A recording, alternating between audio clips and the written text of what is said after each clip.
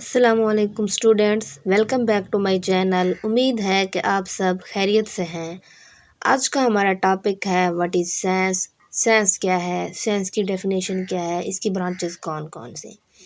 तो सबसे पहले ये देख लेते हैं कि व्हाट इज़ साइंस। साइंस है क्या, साइंस को किस तरह ड्राइव किया गया, किस वर्ड से निकाला गया। Science is drived from the Latin word scientia which means knowledge. Science को लातीनी ज़बान के लफ्ज़ सेंशिया से निकाला गया है, जिसका मतलब है नॉलेज, इल्म।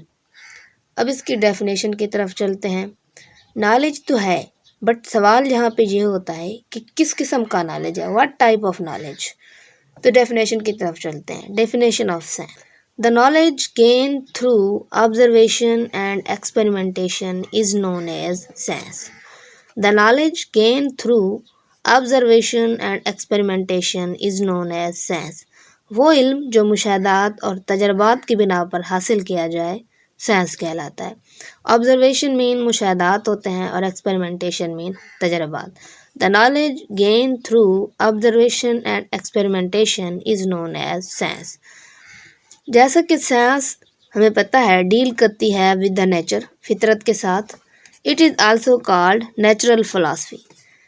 As science deals with nature, it is also called natural philosophy।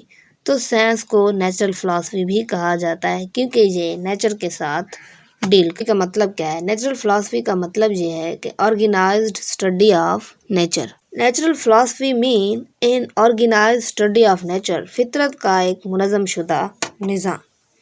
अब डिवीजन ऑफ साइंस देख लेते हैं। साइंस को कितनी ब्रांचेज में तकसीम किया गया है। 2 ब्रांचेज हैं। 2 branches of science. First one is biological sciences and second one is physical sciences। अब biological sciences क्या होती हैं? Biological sciences वो होती हैं जिसमें हम जानदार अशिया के मुतालिक पढ़ते हैं। Biological sciences deals with the study of living things, जिसमें हम जानदार अशिया का मुताला करते हैं। Physical sciences वो होती हैं जिसमें हम बेजान अशिया का मुताला करते हैं।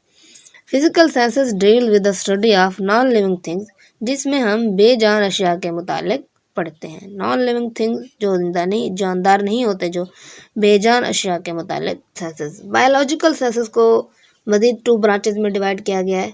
First one is botany and second one is zoology. अब सवाल यह है कि बॉटनी क्या है।